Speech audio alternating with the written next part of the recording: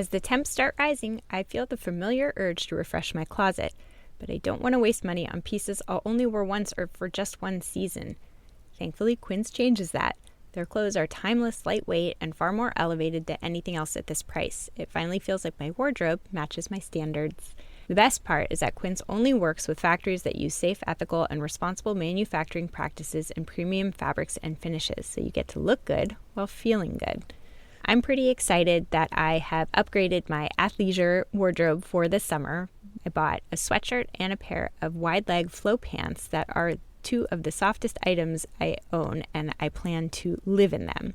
So join me in giving your summer closet an upgrade with Quince. Go to quince.com/POTC for free shipping on your order and 365-day returns.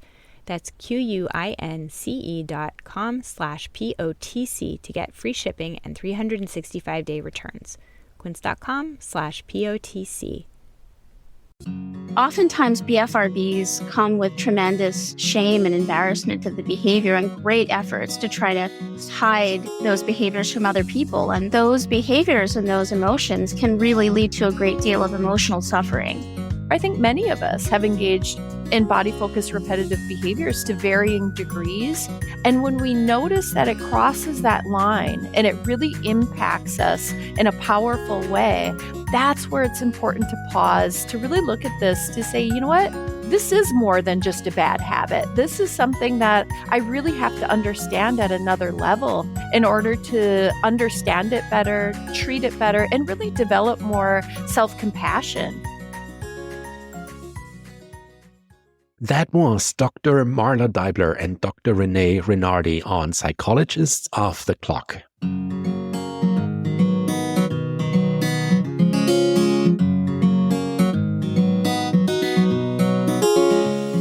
We are four experts in psychology here to bring you cutting-edge and science-based ideas from psychology to help you flourish in your relationships, work, and health. I'm Dr. Debbie Sorensen, a clinical psychologist practicing in Mile High, Denver, Colorado, and author of Act for Burnout, Act Daily Journal, and the Act Daily Card Deck. From America's Heartland, I'm Dr. Emily Edlin, a clinical psychologist based in Chicago, Illinois, and author of Autonomy Supportive Parenting. Calling in from Vienna, Austria, I'm Michael Herold, ACT coach, confidence trainer, and author of an upcoming book on being a better conversationalist and making friends. And from coastal New England, I'm Dr. Jill Stoddard, author of Be Mighty, The Big Book of ACT Metaphors, and Imposter No More. We hope you take what you learn here to build a rich and meaningful life. Thank you for listening to Psychologists Off the Clock.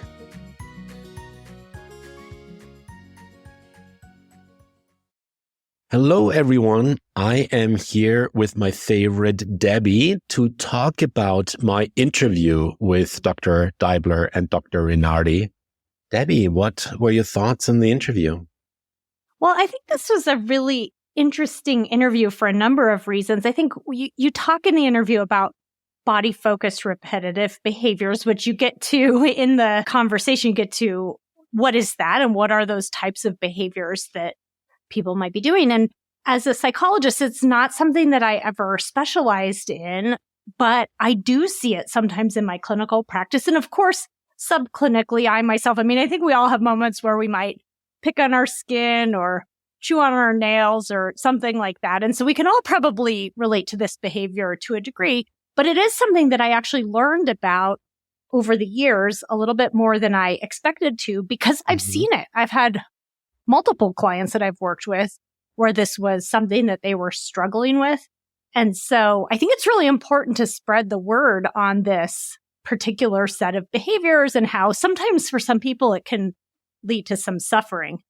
Yeah, exactly. What I found so interesting about the conversation was how these body-focused repetitive behaviors are lying on such a grand spectrum from, I'm doing this like every couple of weeks and it's absolutely not a problem, to full blown, this is the center of my universe and this one thing that's not right about my body, whether it's a hair or a nail or a piece of skin, like that is the center of my universe and I need to fix this.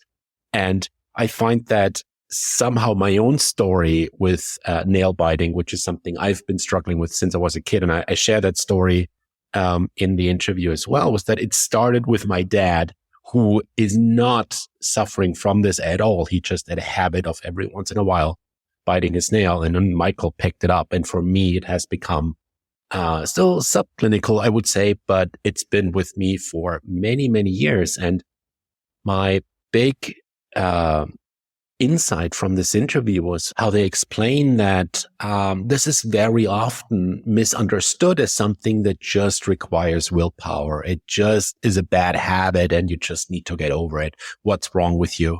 And reading that, no, this is not it. Like, this is a big misunderstanding. This is just a challenge that lies on many, many, many different levels. And my guests are giving a lot of examples on how we can work with that, what we can do to either stop before we even start, like working on the antecedents, or working on the behavior and interrupting that. And I feel we've just touched the tip of the iceberg when we talk about the interventions and what can be done, because their book is so full of so many great pieces of advice from CBT, ACT, DBT, like across the board. Yeah, I mean, I think what you're saying earlier about this idea of willpower and what's wrong with me, why can't I just stop? I've seen that before in my work, because I think often people are almost embarrassed to even talk about it. Maybe they've been a little bit shamed or punished for it. And you talk about shame in this episode. And I think that sometimes even that first step of talking to someone about it or acknowledging it to yourself and kind of getting out of that shame spiral and taking a different perspective on it. First of all, that it's probably more common than you think, as you also talk about in this episode, that it's probably more prevalent than you think that it might be. And I don't know why people feel that sense of embarrassment about it. It's because it's body related, sometimes because you can see indicators of it, skin or hair or nails or something like that. But for whatever reason it is, I think sometimes the first thing we need to do is be a little bit less harsh on ourselves for it. And I actually think that as people listen to this interview, they might feel a little bit of that sense of, I'm not alone with this. This isn't that unusual of a behavior. And I think that really kind of helps free people up to try something a little bit different. I hope so. I was certainly very relieved when I saw the BFRB workbook come out, because I've certainly been waiting for that for quite a while, and I'm glad it's out there now. So I hope that you all enjoy the interview with Dr. Deibler and Dr. Renae on body-focused repetitive behaviors. Dr. Renae is a licensed clinical psychologist and the founder and director of the Lakeside Center for Behavioral Change. She is the program developer of CourageQuitters.com, a skills-focused online and plush animal system to help children effectively cope with fear, anxiety, and unwanted behaviors. Dr. Renae specializes in the treatment of body-focused repetitive behaviors, BFRBs, obsessive-compulsive disorder, or OCD, phobias, hoarding disorder, Tourette syndrome, and related conditions. Dr. Marla Deibler is a licensed clinical psychologist and board certified in behavioral and cognitive psychology. And she's the CEO of the Center for Emotional Health of Greater Philadelphia. She is a nationally recognized expert in anxiety disorders and obsessive compulsive and related disorders. Together, they wrote the BFRB Recovery Workbook, Effective Recovery from Hair Pulling, Skin Picking, Nail Biting, and Other Body-Focused Repetitive Behaviors. Welcome to the show. I am so excited to have you two with me for the next hour or so. Well, thank you. We're so excited to be here. So talking about one of our favorite topics. Yeah. So here's the thing. The title of your book, of course, hints at what we're going to discuss today, BFRBs, or body-focused repetitive behavior. So maybe let's start off with some groundwork and get our listeners on the same page. Could you explain what BFRBs are? Sure.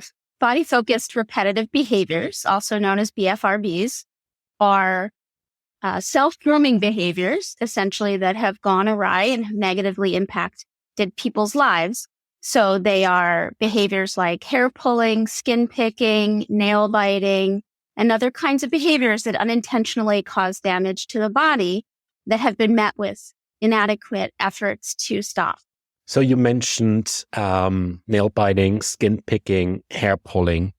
There's a whole slew of them. Like this is just a small little subset, right? Apparently there's a huge variety of them. And I don't know if this would apply to all of the items on the list, and if every BFRB can be treated the same way in that regard. What is causing a behavior like this? Or, I mean, the self-grooming, of course, that's obvious. Like self-grooming seems to be a good idea, but dialing this up to like 13 and really going above and beyond and turning it into a problem. Well, Michael, that's really, that's the $1 million question, right? What is the cause? And the truth is we really don't know for sure. And I don't think that we're going to find a single cause. I don't think that there's going to be just one reason why people engage in body-focused repetitive behaviors. I think that it really is individualized. The function that this behavior serves to different individuals. And so that's why doing a really comprehensive functional behavioral analysis to really look at when does this behavior occur? Why might it be occurring? What does it look like for this individual? What are the consequences, both short-term and long-term for this person? And that's when we start to determine what function this behavior might be serving. Once we know that for each individual client, then we're going to have a better idea of strategies that are more likely to be effective to be able to manage the behavior and also understand and accept the behavior. That was a part of the book that I so enjoyed, like this deep dive into watching myself engaging in that behavior. And then for the first, so as a little bit of a background info for the listener, I myself have struggled for 35 years with nail biting. It's something that has always been the bane of my existence, to quote something out of your book. And I still remember how this started. I was maybe 6 or 7 years old and my dad picked me up to spend the weekend with him. And we were driving in his old Mazda through the forest. I still remember even where we were when I saw my dad in the rearview mirror biting his nail. He wasn't like suffering from a BFRB. He was just this no nonsense, I don't need nail clippers, kind of like I have a hangnail, let me fix that. But 6 or 7 year old Michael thought, well, this is the coolest thing because my dad is a hero. So if he does that, I'm going to do that too. And here we are, 2024, and I'm still doing that thing and going through that functional analysis that you describe in the book. And I have so many questions about this as well. For the first time, I was really like leaning back and getting curious about what's going on here. Like, why am I doing this? Why is this happening again? And I think something that this also showed me, and this is something you write about in the book very early on, is this idea that for our society, for both the people observing someone doing a BFRB or the air quotes sufferer themselves, it's the idea that this is just a bad habit, in air quotes. This is just a bad habit. And all you need is some freaking self-control and you'll be good. Yeah, there's a lot of stigma surrounding BFRBs and really a very dismissive sort of attitude toward it, right? This is just a behavior that someone could stop if they really had enough motivation or willpower to do so.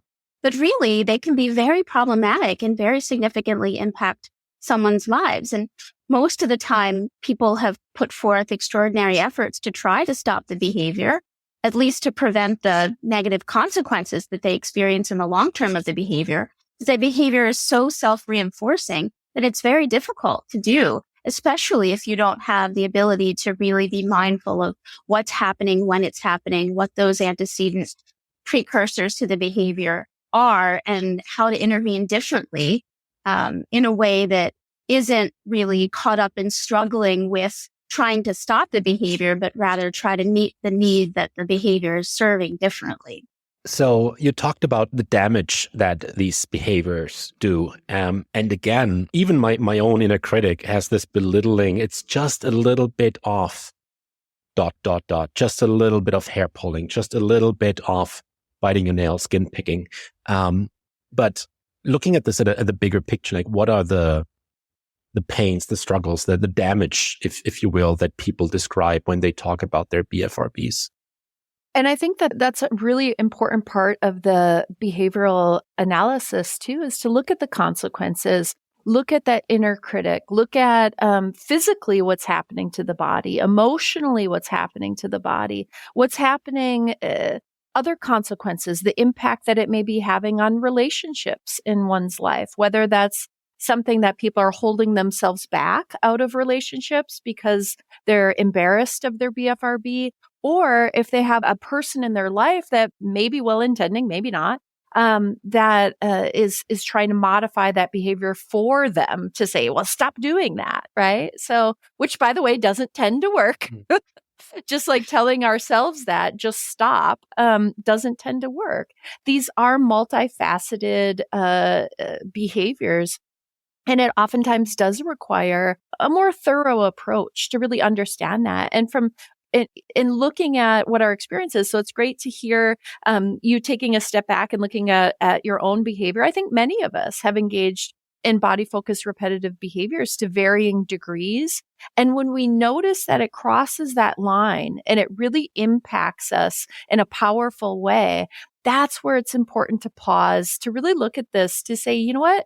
This is more than just a bad habit. This is something that I really have to understand at another level in order to understand it better, treat it better, and really develop more self-compassion for this behavior and understanding. And I love that you use the word curiosity too, because that's what it's all about, not judgment, but really looking and attending to ourselves in an intentional, compassionate way. That's how we're going to be, setting ourselves up for success, to live a full life and to work on whatever it is that we want to work on.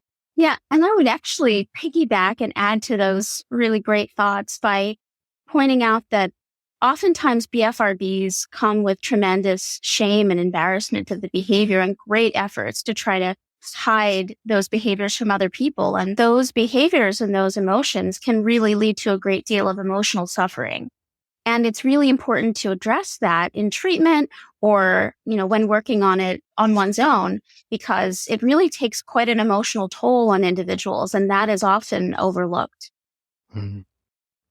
So before we go into the WTF, what's the function, not what the listener first thought that might stand for, what's the function of the BFRB? There's one more question that I have for you to kind of set us up. And that is the question, how prevalent are these conditions in the population? And the reason I asked this is that I think the numbers are really interesting. But the big surprise that I had around this is that when I pitched the idea of having you two on the podcast to the team about this topic, I was really surprised about the resonance that's found in the team, because every single one on the team had a story about someone they knew that were either struggling with that right now or they have struggled with that. So I thought it's really interesting, because I thought, here's Michael with this like really novel idea, and they're all going to look at me and be like, hey, Michael, what's a BFRB? It's like, no, actually, like everyone was like super into the topic. So how prevalent are those behaviors out there? Well, the research shows that depending on the BFRB, somewhere between 2 and 6% of the population struggles with the body-focused repetitive behavior. So we're talking about millions of people here. And really, when we look at the data, the different places that have run these studies, these prevalence studies, show about the same number of people who seem to be impacted by these behaviors. So it's interesting. Now, those are clinical levels. When we look at subclinical levels, people who report the behavior, they report some distress from the behavior, but not quite to a clinical level. So we're finding close to 60% of people engage in body-focused repetitive behaviors at a subclinical level. And that gets a little tough sometimes to where do we draw the line between clinical and subclinical. But I think the bottom line is, just like you found when you pitched this idea to your team, they're common, right? So we're in good company when we have a body-focused repetitive behavior, because when you do open up around the behavior and talk to other people about it, there's a very good chance that they themselves do or have experienced one of these behaviors, or they're going to know somebody who does. Okay, so WTF. So coming to the what's the function of this behavior part. And here is a problem that I foresaw coming into this interview, and that is that you give so much advice in the book, so many different techniques for people to try out and see what works for them. And I felt a little bit like a kid in a candy store, like which ones do I pick to talk about? So I kind of like leave that up to you. But I know where I want to start. And that is the functional analysis part. That is the, as you call it, the times map. So to summarize the conceptualization in terms of the function simply, it's experiential avoidance, right? We develop lots of ways to push away unwanted experiences, whether it's the precursors, right? The antecedents to the behavior like anxiety, for example, or whether it's the behavior itself, right? Because they're unwanted and experienced as embarrassing or shameful or what have you, consequences or result in hair loss or skin lesions, right? And that's unwanted.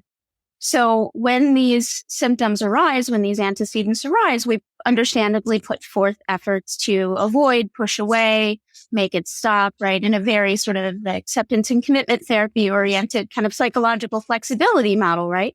So when these things arise, we exert efforts to try to manage that, right? It's self-regulation, right? We're doing what we do as humans to try to make ourselves feel better and bring us back to our comfortable levels of homeostasis.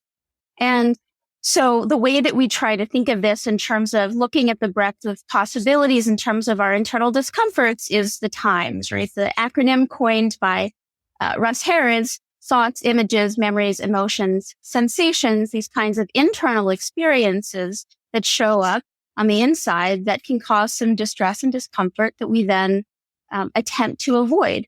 And there are contexts in which those internal experiences can arise that are sometimes, we call them like the path or on the map to those times. And they are things like movement and automaticity. That's how aware we are of the behavior or the way that our bodies are positioned or we're moving that makes it more likely, kind of sets the stage for us to engage in the behavior.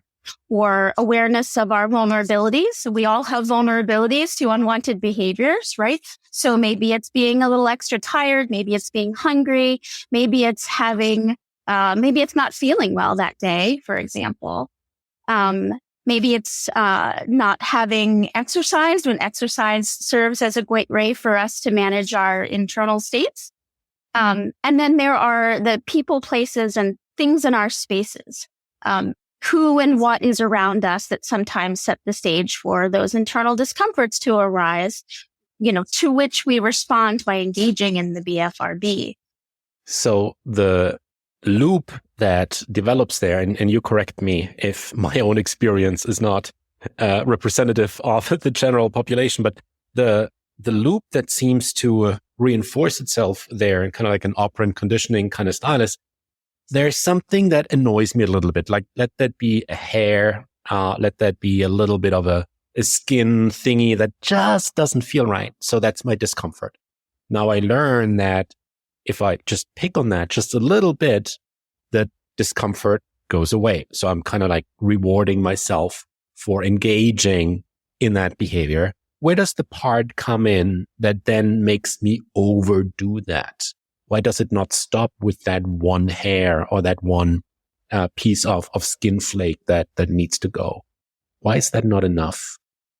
Well, and I think that's kind of the question too. And Dr. Deibler, I'm sure, can add to this.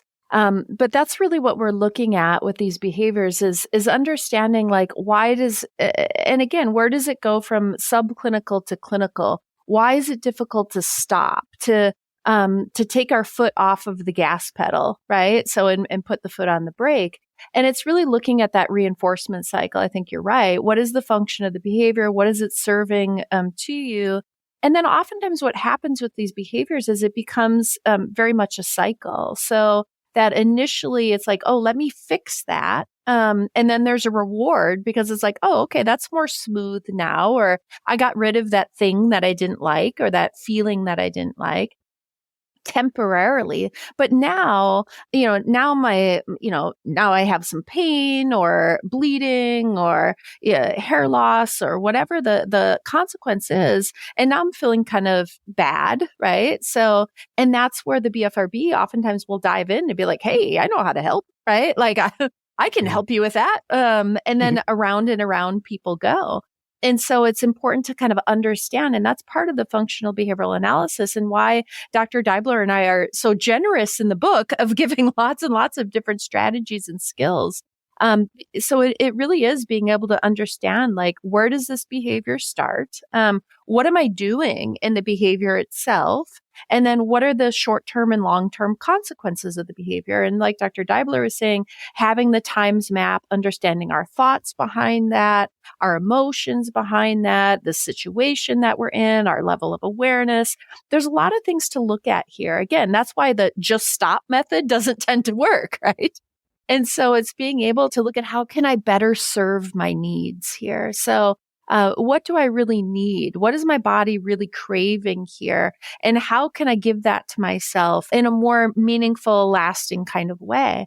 And that starts with awareness. And so in having that awareness to really take a step back, I think as humans, we've become so outward focused that we forget to attend to our own needs. And in the meantime, our body's like, hey, I need something here. And we're just scrambling. We're throwing everything at ourselves, not really knowing what those needs are. So when we slow down a little bit, we take a look at ourselves with that curiosity, with that compassion, taking the time to really understand ourselves, read and develop our own owner's manual. That's where, we're going to feel a lot better, right? Just as a human in general, being able to attend to our thoughts, attend to our feelings, have all of these different strategies and skills and tools that we can utilize to better care for ourselves. That's when we're going to, first of all, we're going to feel more satisfied, more complete, more at peace. And as a result of that, we're going to be more likely to see a decrease in the body-focused repetitive behaviors. So, and when we notice those thoughts of let me fix this, that it's like, okay, well, I can do that. But that's where we could use the thanks, but no thanks, which we talk about in the book too, to be like, yeah, I could do that. I could pick at that, bite that, pull that, or I could do this other thing.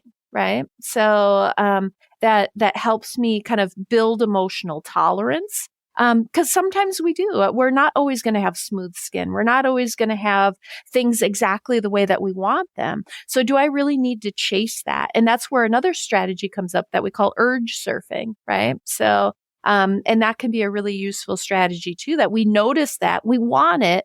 But can I sit with that feeling? And that's what Dr. Deibler is talking about with really building this tolerance for being uncomfortable in whatever way that discomfort may manifest. And to add to that, we're not just applying this times map to the antecedents. We're taking this like all the way. So first, like checking for thoughts, images, memories, emotions, sensations, urges, and so on. When the urge comes on, and then again doing the entire scan while we're engaging sort of in that behavior and doing that. For me, I'm talking about my own experience here, trying this out. It's like this reality check, this contrast between my brain saying, no, I really need to attend to that right now. And then a minute later, be like, okay, so what's so great about this? Now you tell me, please.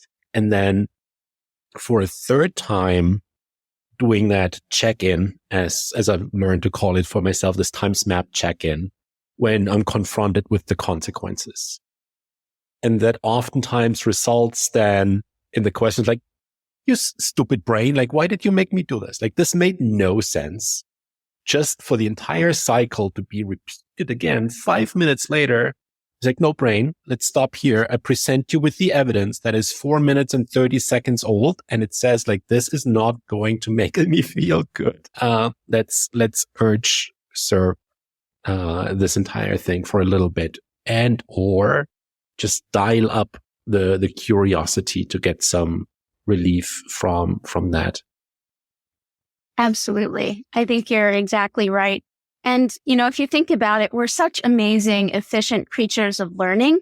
That's why we repeat all of our patterns, right? Of course, I'm going to be more likely to do something that has worked in the past. But the problem is we get this short-term payoff, but long-term consequence. And that consequence, unfortunately, leads to those antecedents again, which then perpetuate the cycle, right? Because it leads to further discomfort. And then, hey, we know what might bring us back down to feeling more comfortable. This behavior is a short circuit to feeling better. But the problem, right, is that in order to overcome that, we have to do something differently, which means that we have to make space for accepting those internal discomforts and being able to sit with that and move forward toward the kind of life that we want to be living in the moment. So here is where my brain threw a little bit of a wrench into the gearbox up there. And let that speak to the fact that I love bringing world experts on a psychological topic to my table for that higher purpose of getting an hour of free psychotherapy for myself. Here is where the functional analysis for me broke down, and that was just automaticity, a very high level of automaticity where I was most of the time already confronting myself with the consequences before I even realized what was going on. Yes, absolutely. And with any kind of behavior that becomes automatic or that is even like neurological in nature, like think about tics, right? Tics are sometimes pretty automatic and people have limited awareness at times of tics. They don't necessarily experience the premonitory urge, or at least they're not aware of the premonitory urge. So we have to do some awareness training. And there are a lot of different kinds of ways that we can engage in awareness training, including mindfulness practices, including devices that bring our attention to, for example, body postures that people position themselves in prior to engaging in the behavior, right? The more we can bring attention to the behavior, the more likely we are to become aware of the pattern. It's sort of like, back in elementary school when our science teachers told us if you keep a notebook by the side of your bed and you write down your dreams and you remember them when you wake up, you'll become more aware of the dreams that you're having, right? The more we pay attention to something, the more we're able to pay attention to it and the more we notice it. And when we look at interventions, if we have limited awareness, and most people are engaging in these behaviors in both a self-directed manner and outside of their awareness. So that's very common to engage in these behaviors automatically without attention to it.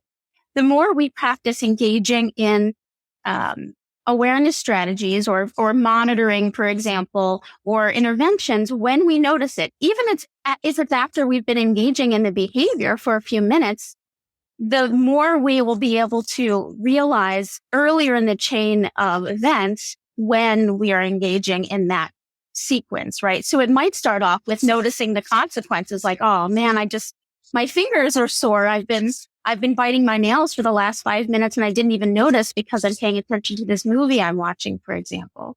But the more we intervene and notice and attend to that experience, the more we will notice sooner in the chain. So maybe it's sitting down to watch a movie and you notice that you're kind of getting, feeling like you're on the edge of your seat and a little nervous because you're watching something that's bringing about those emotions. And perhaps those emotions bring about the behavior for you. And so you notice those emotions and then you can intervene sooner. Mm-hmm. Or maybe if you know that you're more likely to do it when you're zoning out watching TV at the end of the day because of the chain of events, perhaps then when you sit down to watch TV, that's the time to engage in intervention. So the sooner you can notice in the process, the more mindful you become of the entire sequence, not just mindless ways that we engage in these kinds of behaviors. That is also a part of the chain analysis that you talk about towards the end of the book, where this stuff like gets really written out line by line. It's like, here's what happened leading up to the BFRB event. So here's a quote that I really like. I just wish that this had been printed on cereal boxes when I was a kid. The quote is, "It is important to think about change as a process rather than a final outcome." Like, I felt so much weight lifted off my shoulders when I read that. It's like, this is not like 30 years away. Like, this is a process. This is accomplished here in the moment already, and at the same time, never accomplished, even if I get to live to 300 years old. I'm really glad you brought that up, because that's something too that I find for myself and in working with my clients too, that really is liberating to be able to accept ourselves and to know that we're never fully cooked. We're always still developing and learning, and we can approach that with curiosity and acceptance and have some fun with ourselves, right? So another thing that I like to remind myself of is that we're all just experiencers experiencing experience. And that gives us a little bit of distance. We can see ourselves a little bit differently. We don't have to wait to have fun, enjoy our lives, go on vacation, have a relationship, do whatever it is that we're waiting to do. But to see things as a process is such a great way to approach this human existence that we have, because every day is going to be different. It's never linear. There's ups and downs. We're one big scatter plot, right? And whenever we think that we're going to reach something, whenever we think we're going to get all of our ducks in a row, another one of the ducks we weren't even attending to falls out of line, right? And we're just going to continue to juggle and be frustrated our whole lives unless we view it as a process, unless we're able to accept that, it is this process of development. And we're always going to want to learn and grow and keep moving along, and having this openness and this willingness to ourselves and to our experience really is a game changer. That is something that I'm only now that I hear you speak about ducks and ducks falling off the row, which also reminds me to get more ducks. But this is something that when I work with my clients around building their confidence or working on their limiting beliefs, there's always this almost a fallacy of thinking that once I am confident, I can do all of those things. Once I'm rid of this limiting belief, I can do all of those things. And I tell them, like, no, actually, like, welcome, like, this journey starts now and it's never going to end. And it seems like I have to take some of my own medicine when it comes to BFRBs. And yeah, but again, like, so liberating to think about this entire thing as a lifelong process that's at best even supposed to be fun, if possible at all. It is. We thought it was really important to begin the book by really kind of setting the stage for looking at one's expectations, right? Because we have clients who come into us for help, and you ask, what brings you in today? And they say, I have a BFRB and I want to stop, right? But at what point are you done? Oh, you're cured. We're done now. It's not.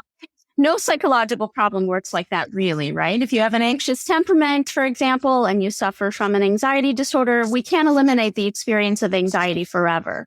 We might be able to get you pretty functional and help you live your life unfettered by those anxious problems that have really limited your functioning at one point.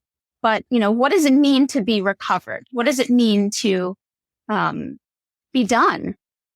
Dealing with a problem. And the answer is really, we're not perfect creatures. We're not machines. We're humans, and humans are messy, and humans have different experiences moment to moment, and that's okay. So part of it is helping people to kind of loosen the grip on what they feel like they need to control, to just allow the experiences of humanity to be.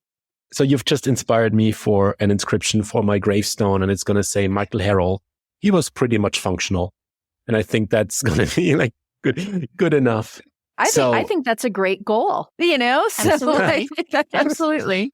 And that's really kind of the tone of the book, is this acceptance. And when we can accept ourselves and have like Dr. Deibler was saying, have a more accurate expectation for what our human experience looks like, whatever it looks like, right? So, and to be able to understand ourselves, to be able to, kind of be like, right, that's where things are at. And I can kind of understand why my mind took me that direction. And that kind of worked in these situations, or I have those memories that, yeah, that kind of makes sense why I went down that road. And I can attend to that. I can look at myself and be like, yeah, I can understand why you went that way. So, and do I want to keep going that way? Is there something else that I can try to develop and learn and grow and cultivate? And that takes intention and that takes work. It doesn't just magically happen. And everybody's path is a little bit different. And so, and I think when we can look at that and to kind of take more of this non-struggle bus approach to things, but just kind of, more compassion, more understanding, to be able to really listen to ourselves is something that I think we've lost, in many areas of our lives. To be able to care for ourselves, not just to survive, but to really thrive and to really, listen to what our needs are, to really care for ourselves in this very loving way, I think is just great, and really get to that point of acceptance, because absolutely nobody's perfect. We're never going to be. And how boring would that be anyway, right? If we were all the same and all fully developed, right? So that's just, that's never going to happen. And so, and anytime we feel like it's kind of getting close again, a duck's going to fall out of line. And, and so it's being able to kind of accept that impermanence and just kind of the way that we live our lives. And then the struggle just isn't there. And then to be able to be like, okay, well, I can accept the impermanence of, when things are going well and it's like, oh, yay, but it's not going to last. And I can also accept the impermanence when things are not going well and I'm going through a really tough time in life. And to remind ourselves, well, okay, there's some, sometimes I just got to put on my seatbelt and get through it. Other times, oftentimes, there's skills and strategies and things that I can do, people I can reach out to help decrease that struggle a little bit until that time passes. Talking of which, what a great segue. So your book is full of advice and tactics and techniques to try out. And which, by the way, this is something that I really appreciated about this book, is that I'm going through it to work on a BFRB, but these are all tools that I can apply to everything else in my life as well. In fact, I had a couple of giggle moments where I stumbled over techniques that I was using for something completely different. So do you have any, I don't want to say favorites because you probably shouldn't have favorites. Is there any system by which we could talk about some of those techniques? I'll also happily tell you my favorites and we can go with those. Any way you'd like. Happy to talk about your favorites. The way that I like to think of my favorites are the things that are often neglected in other approaches. And I think they're really important things. Like, as I mentioned earlier, the experience of shame. Let's start there then. Yeah. We can do everyone's favorites. So how does the experience of shame, like, how do you work with that? So oftentimes people with BFRBs experience a great deal of shame and embarrassment about the behaviors and the consequences. And they hide that from the world, which is why it seems like BFRBs are not all that common, right? Because you might be struggling with one and you're probably also camouflaging it to some extent, and you have no idea that the people around you may also be doing the same. And so dealing with that sense of shame is very important, to understand that there's a shared sense of humanity in all of these experiences, that people understand that you're deserving of kindness rather than criticism for struggling with these behaviors, for struggling with the experiences that lead to these behaviors, with the frustration that you likely feel for having tried to stop the behaviors, but having struggled with trying to stop the behaviors as being met with limited success. It's really important to help people to effectively manage that shame by addressing it with self-compassion, by helping them to understand that other people have this shared experience as well, and that they would never judge those people in the ways that they often harshly judge themselves. So it's important to have a sense of community with BFRBs often in order for people to move effectively toward feeling like they're able to live their lives without being really limited by or negatively impacted by their BFRB. Dr. Renae, what's yours? I really like what Dr. Deibler just said, and I think that that's so important. And that's why we wrote a whole chapter on shame, because it is something that tends to be under-addressed. And so I think that that's a really, really important thing. I think something that I like to remind myself of in my own journey and in working with my clients and in writing the book is that it usually takes multiple tools. And so it's really looking at what am I trying to build right now? So my dad was a contractor. And so I think about all of the tools that he had in his workshop, right? So depending on what he was trying to build, it required different tools. So now there's some tools that we use a lot, like a hammer, but we can't build an entire house with just a hammer.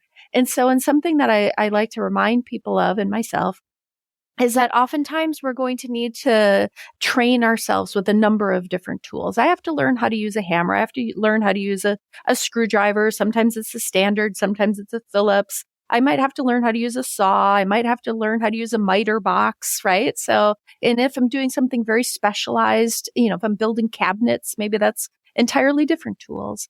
And so it is really approaching these things with like, well, what do I really need right now? So what's really impacting me? I would say if I were to pick one tool, my hammer, so to speak, is really addressing that emotional avoidance or experiential avoidance. And that's why I really love exposure therapy.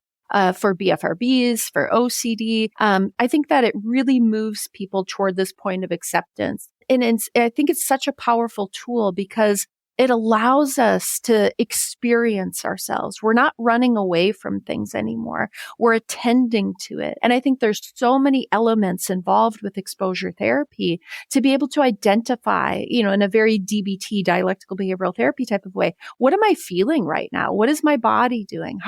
What am I thinking? What's coming up right now?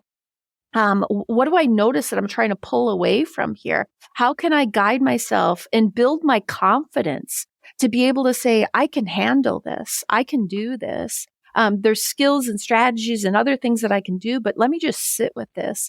And I always think about like jumping into a cold pool of water. I don't like swimming. I'm like a cat in water when I do get in there. But my daughter loves swimming. And so it's something that it's my value, even though I could go the rest of my life without going into a pool again, but I'm going to because it's my value to spend time with my daughter who's like a fish. She loves being in water. And so I'm going to get in the pool because that's important to me. So it's exposure. I don't like the sensations. I don't like the smell of the chlorine. I don't like any of those things. But I know because I've done it before that when I get in that pool, my hands are going to come up. I'm going to feel kind of like cold and gross for a little bit. But when I sit with that, I'm going to acclimate. I'm going to adjust. It's going to be okay. And then before I know it, the water doesn't feel so cold and I'm having fun with my daughter, living the type of life that I want to live. And I think that's why if I were to pick just one strategy, I would go with exposure, just because I think there's so many other things that go along with that. Yeah, that was one I would have presented as well. So I'll just hop on that same train. And the reason that exposure and response prevention stood out for me is that this is something that I use with my clients when I train them in regard to, confidence, where they will be timid to go to parties, social events, because what if I'm embarrassed? What if I get rejected? Yada, yada. And so I take them and we're going to a busy place and they're suddenly high-fiving strangers, which is like massive exposure for them because now they're getting rejected. Now they are embarrassing themselves. But this is the opportunity where instead of these thoughts, images, memories, emotions, sensations rushing by without us even noticing it until it's too late, to, okay, let me fully engage in this human experience and see how much or how little power this actually has over me, and that I'm actually able to high five people and to get rejected and embarrassed, I'm actually not going to die from, having people like laugh at me a little bit. So because Dr. Renae was presenting ERP, I'm going to pick another one because I have an interesting story around this. I'm going to pick response prevention strategies. Response prevention strategies. My German accent is not compatible with the word strategies.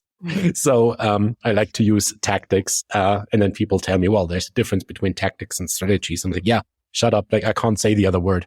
But this one, which is like you would bring in means of making it nearly impossible to engage in the behavior. So hair pulling might be a hat. Nail biting might be band-aids. Or wearing gloves or whatever. And I thought, because coming back to Dr. Renae and the idea that we need an entire tool set, because I had found one tool, the hammer, that really worked well for me. And that was response prevention strategies. I had always, since the last 15 years or so, more than that, I always had my nails painted for fashion reasons. And I realized the moment I got 2 or 3 years ago, I got a professional manicure with a gel nail polish, and I didn't pick my nails anymore because the gel was so hard that I couldn't. And it just like, it was like, wow, look at this. Like it's done. I solved this, just this one thing, just need a manicure, just need my nails painted every month and I'm good. And then for the purpose of this interview and going through the book, I was like, yeah, let's remove the nail polish. I think I'm ready now. And guess what? I wasn't. Like the moment the nail polish came on because I was relying only on this one tool, I was like, how is this even happening? That after 3 years of complete abstinence, if that is the right word, like I'm fully in this as well. So thumbs up for response prevention, but also thumbs down for, betting everything on just one horse. Yeah. And I think that's such an important point to highlight too, because so often people will really get down on themselves when they try that one tool. And yeah, great. Maybe it works, but it's nice to be able to know that you have a whole tool shed full of things. And it might depend on what else is going on in our lives at that time. And sometimes people will be doing the manicures and the gel polish or the hats or the fake lashes or whatever strategy people are using at that time. And they may find that, wow, it works great. But the second that it's not there, I go right back to it again. Or sometimes life gets extra stressful, or we're not sleeping, or, things start to change. And that one strategy just isn't enough anymore either. So, and that's why the functional behavioral analysis is so important, to be able to step back and again, approach ourselves to be like, oh, isn't that interesting? And to be able to look at that and to be like, well, that was helpful, but maybe I do need more. What else should I be looking at? Or is that enough right now? And I think that's another important thing too, is to have some acceptance. I have clients that, with their BFRB, that they decided, you know what, I'm okay wearing a hairpiece. So I'm not really going to work on not pulling my scalp hair right now. And I'm okay with that. So because in the meantime, I am working on, these other areas of my life, which are important. And I'm going to give myself permission to be able to say, you know what, I'm going to put that to the side right now. Or I don't have to be struggling with this. I can accept this right now. So, and decide how much focus does this really need? How many resources do I have right now to apply toward this behavior? So to kind of bring this slowly towards the end, let's talk about what to expect from these interventions, and especially how to deal with the, I'm guessing, almost inevitable setbacks that are going to happen over time. The important thing to keep in mind with any of this is remaining flexible and remaining curious, right? Because it is a chronic problem that tends to wax and wane for people. And those cycles might be brief or they might be really long. I mean, we've known people that have gone years and years without engaging in the behavior. And then all of a sudden something stressful happens or something changes and all of a sudden they've had a little setback. And that's okay. It's important to stay curious, like, why has this happened? What's come up that's changed here? And what do I need to do to get myself back on track, right? So allowing yourself the freedom to be flexible enough to pay attention to what's changed, to what they might do differently. Perhaps previous strategies that they used before would be helpful to implement again. And perhaps things have changed and they'll need to look at something else, right? So being able to stay open and stay curious and stay mindful of the fact that their experience has changed over time and they may need something different that they needed at a previous point, and being open to the idea that, yeah, I mean, this could come up again. It does for a lot of people, but you're never back to square one, right? Instead of being devastated by a setback and thinking, well, all is lost because I had stopped and now I'm engaging in this behavior again.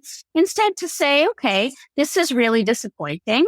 This is painful and hard, but it's okay. What's happening right now? What do I need to do to attend to my needs so that I can feel confident again and back on track and feeling like I'm living my life again without being bogged down by my BFRB.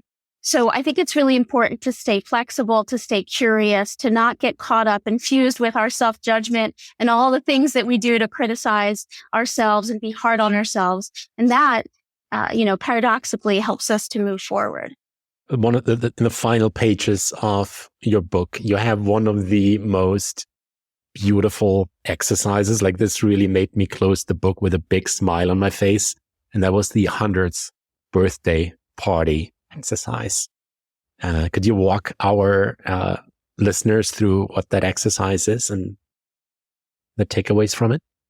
So the 100th birthday exercise is essentially to imagine yourself at your 100th birthday celebration, surrounded by everyone that you love who is there to celebrate your life. And one by one, they get up to share with everyone what you've meant to them and what you've brought to their life. And the question really is, what would you want those people who are so important to you to share about you? And inevitably, everyone says, valued characteristics, right? Like generosity and kindness and lovingness and genuineness, right? There are a lot of qualities that we bring, hopefully, to our lives that we value and the way in which we want to live, right? The values that we bring. And very rarely does someone say, this person struggled, or this person had a mental illness, or this person bit their nails or pulled their hair or picked their skin. And it's important, I think, for people to reorient toward what's really important to them in their life, because we all engage in behaviors that we may or may not be happy with at one point or another in our lives. And that's okay. It's just kind of background noise, right? People are complex. What's important to us is living the kind of lives that we want to live and being the kind of people that we want to be, bringing those characteristics and those behaviors to our daily life. And I think this exercise really nicely reflects for people that even though they're coming to you in therapy as a psychologist, to more effectively deal with this behavior, and they might even say that they want to stop the behavior, that even in the end, this is not really important to them, that it impacts them, yes, and that pain is important, but it's not really that meaningful. It's not really what their life is all about. Beautiful. Well, you two, thank you so much for being on the show and for writing this amazingly useful book, especially for me in my situation. I hugely appreciate it. I think I've been waiting for a book like this for 2 decades and it's finally out there. Where can our listeners find out more about you? Where can they find you on the internet, on the socials, all the super fans you've created with this episode? I'm pretty easy to find. So even just Googling my name, I'm going to come up all over the place. But my business is Lakeside Center for Behavioral Change. I also have another business called Courage Critters. But I'm easy to find. Feel free to call, email. I'm happy to chat. I am on social media as well. So pretty easy to find on Instagram and on Facebook as well. And I'm also easy to find on the internet. If you Google my name, I own a practice called the Center for Emotional Health of Greater Philadelphia, even though at this point, post-pandemic, we're telehealthing all over the country. So the Center for Emotional Health.com is a good place to find me and what we're up to, including upcoming trainings in BFRB work for clinicians who are interested in learning more about how to implement BFRB treatment more effectively. And I'm on Instagram and X or Twitter for now, and all the usual socials. Beautiful. And of course, we'll put all of that, including a link to the book, into the show notes of this episode as well. So thank you two so much. Thank you for being on the show. Thank you. Thank you for having us.